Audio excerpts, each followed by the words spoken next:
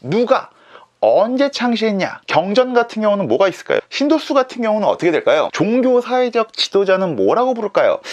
이슬람교 같은 경우는 후발주자라서 그런지 유일신님을 부르는 것도 달라요. 원래 유일신님의 성함은요 생각보다 많죠.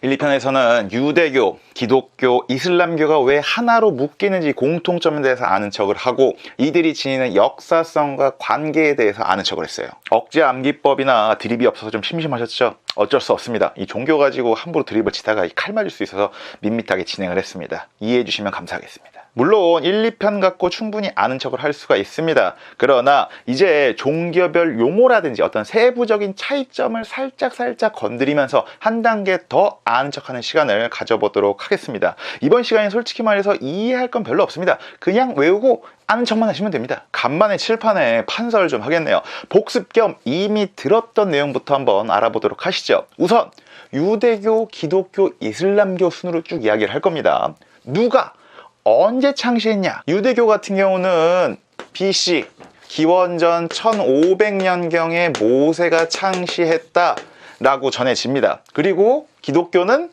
서기 1세기에 예수가 창시했다라고 전해지죠.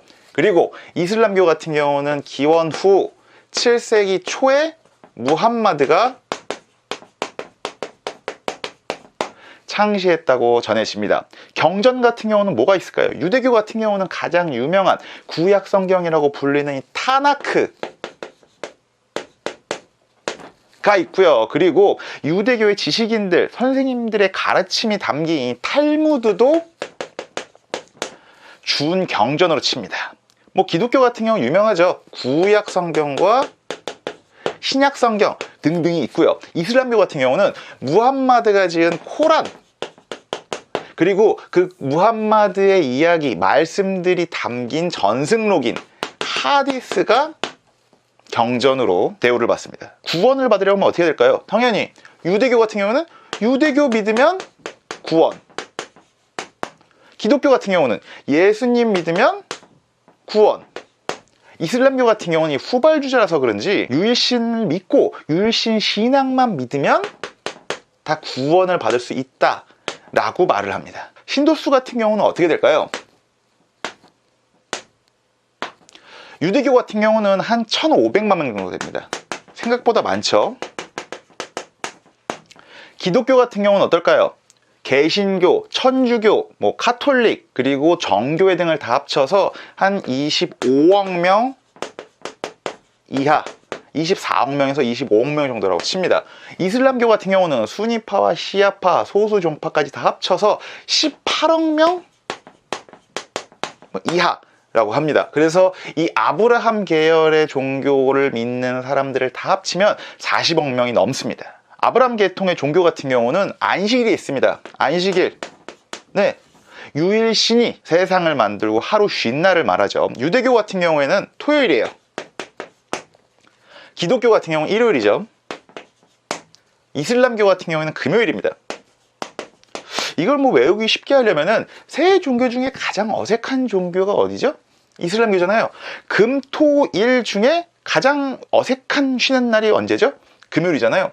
그렇게 외우시면 됩니다. 그리고 그 다음에 유대교 토요일날 가장 일요일은 쉬는 날 맞구나, 기독교구나, 이렇게 외우시면 됩니다. 최근에는 기업이나 아니면 외교적인 비즈니스 때문에 이슬람교에서도 토요일로 안식일을 바꾸는 곳도 있다고 하네요. 지금부터는 외우기 제일 어려운 항목들이 남아 있습니다. 종교 사회적 지도자는 뭐라고 부를까요? 여기가 조금 복잡하긴 해요. 왜 성직자라고 말 안 하고 지도자라고 말하느냐? 일부 종교나 종파에서는 직업적 사제계급, 성직자를 인정하지 않기 때문입니다. 그래서 이것도 나눠서 봐야 됩니다.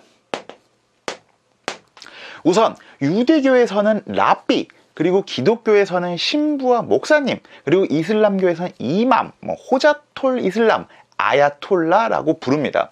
유대교에서는요, 로마 제국의 예루살렘 성전 파괴 이후에 이 사제계급이 사라졌습니다. 대신 랍비라는 율법학자가 이 종교적인 지도자, 선생님 역할을 합니다. 기독교에서는 둘로 쪼개져요. 우선 로마 카톨릭, 그리고 동방 정교회, 그리고 영국 성공회에서는 사제계급을 신부님이라고 불러요. 그리고 개신교에서는 사제 계급을 인정하지 않아서 교육자 겸 설교자 그리고 목회를 이끄는 지도자를 뭐라 그러죠? 목사님이라고 부르죠. 가장 복잡한 게 솔직히 이슬람이긴 해요. 이슬람에서도 수니파냐 시아파냐에 따라서 달라져요.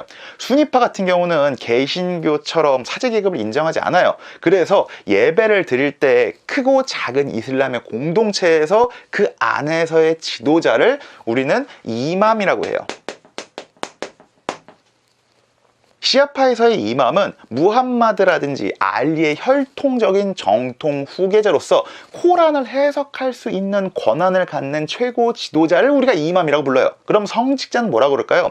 뭐 호자톨 이슬람 또는 아야톨라라고 부릅니다. 같은 계급은 아니지만 카톨릭에서 뭐 신부, 주교, 추기경님들 같은 느낌입니다. 유일신님을 부르는 것도 달라요. 원래 유일신님의 성함은요 YHWH가 유일신님의 본명이었습니다. 왜냐하면 고대 히브리 글자에는 모음이 없었어요. 그런데 여기서 유대인들은요 유일신님의 거룩한 성함을 함부로 불러서는 안 된다라는 계명을 문자적으로 고수를 해서 이름을 부르는 대신에 주님이라는 뜻을 가진 아도나이 라고 보통 부릅니다. 기독교에서는 여기에 모음을 넣어서 야훼 또는 여호와라고 부릅니다. 카톨릭 등에서는 야훼 그리고 개신교에서는 여호와라고 부릅니다. 야훼 조금 더 오래된 말 같죠? 여호와 조금 요즘 말 같죠?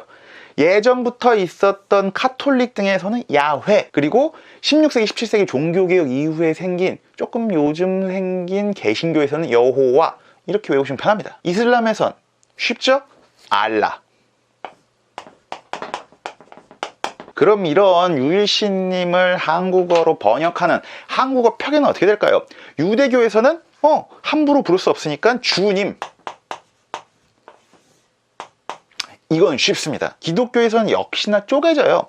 하느님, 하나님으로요. 우리나라에 먼저 들어온 천주교는 신, 갓을 하늘에 계신 하늘님이라고 번역을 했어요. 그래서 천주교 성당에서는 하느님이라고 번역을 하고요. 천주교와 개신교 공동 번역에서도 하느님이라고 씁니다. 그러나 조금 나중에 들어온 이 개신교 같은 경우는 유일신을 강조하고자 하나뿐인 님이라는 의미로 번역을 해서 교회에서는 하나님이라고 씁니다. 그리고 이슬람교에서도 개신교의 표현을 빌려와서 얘들도 하나님이라고 부릅니다. 얼추 정리가 됐죠. 이번 거는 1편이나 2편보다 쉽습니다. 그래도 이 모든 것들을 당장 외워서 아는 척하는 게 솔직히 말해서 쉬운 내용이 아닙니다. 어렵습니다. 어려우니까 구독과 좋아요, 알림을 누르고 한 번 더 보세요. 그리고 두 번 더 보세요.